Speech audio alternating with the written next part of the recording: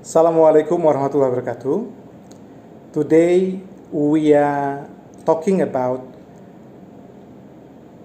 a branch of phonology which is called Prosodic Phonology. In phonetics, we already talk about prosody or suprasegmental features.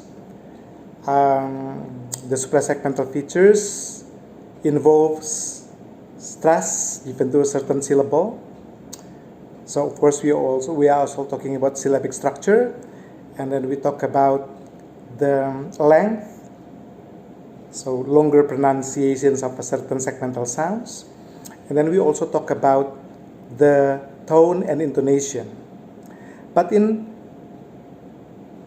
phonetics, we didn't talk about the meaningfulness of those aspects of prosody or the meaningfulness of those suprasegmental features. But in phonology, we are talking about the phenomena when those aspects become meaningful. Okay, now let's talk about stress. In English, whether you like it or not, you have to pronounce something that you give to someone as a present. Okay? So that word consists of two syllables. So present. And then when you want to give the meaning of that utterance as something, as a gift, so you have to say it as present. And if you want to give the meaning to that word as an activity of giving something, you have to say it as present. So you present a present to your beloved one. Okay? So English is very systematic. English is very systemic dealing with the stress given to a certain syllable. In Indonesian language, if you want to refer to yourself, you use saya. Either you can say saya, you can also say saya. So the stress in Indonesian language is not that systemic compared to English. Hopefully the examples that I gave you can give a clearer idea about the meaningfulness of stress in English.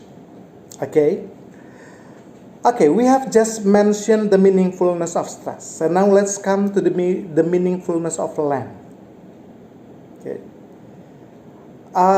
In Indonesian language, the utterance of saya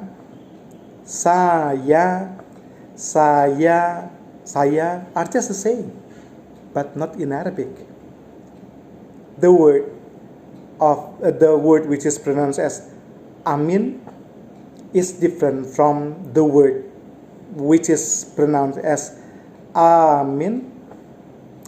Meanwhile, amin is also different. Meanwhile, amin are also different. You can see that length in Arabic is very meaningful, or it gives a distinctiveness of utterance in Arabic. Okay, but not in Indonesian. I would like to say, so I think I can also give you some examples in other languages, but Arabic is a very good example of a language in which the length is very meaningful or is very distinctive. Okay, now let's come to the discussions of the meaningfulness of tone. Okay, tone in Indonesian language and in English is not that, what you call that, systemic compared to the tones in language in Indochina, Chinese, and the languages in Indochina area. Let's come to Chinese. the segmental sound consists of s and and then followed by the glottal sound when it is pronounced as s, is different when different from the meaning of that utterance when it is pronounced as s. I don't remember which one means 4, which one means 10. You know, fs. I don't know which is fs or fs. So I would like to underline that s and s are different. So the difference is dealing with the tone given to those identical segmental sounds. So another good example can be found in Thai. Okay, in Thai, the segmental unit ke or I, klai. So when it is pronounced as klai, it is different from when it is pronounced as klai.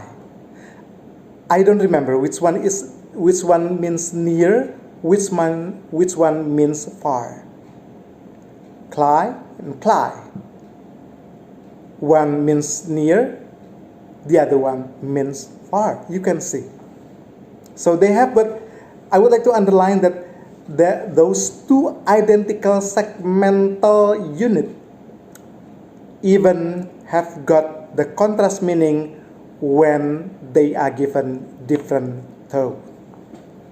Okay? Yeah. And then dealing with the intonation, you still remember intonation? What is intonation? Tone is given to a certain syllable when the sequence of tones given to the tones given to a sequence of syllables. So we are dealing with intonation. Let's come to English first. For example, the utterance. So, for example, I know one of you is Alwan, for example. If I say Alwan is getting married in English, so what does it mean? It means that the person will have a wife in the near future. If I say that utterance as Alwan is getting married, but if and then when you know that, when you get informed with my utterance, and then some or some of you will say, Alwan is getting married. You see? So the difference of intonation. What is the meaning of Alwan is getting married? It is a statement. It is an information. Meanwhile, what is the meaning of Alwan is getting married? It is not a statement. Yes. It is an astonishment. It is a question, or it is a question expressing your astonishment. Okay? So, just now we already talked about the the meaningfulness of stress given in English, and then the meaningfulness of the lang given in Arabic. In English, yes, okay, but not as as not as systemic as in Arabic. And then we already talked about the tone and intonation. I think syllabic structure is not that as crucial as those three suprasegmental aspects dealing with the meaningfulness of the prosody. Okay, I think that's all for today. Just enjoy this, and then I will give you what you have to do during next week later. Okay, we will meet again next week as the closing lessons for our course this semester. Thank you for watching. See you again next week. Assalamualaikum warahmatullahi wabarakatuh.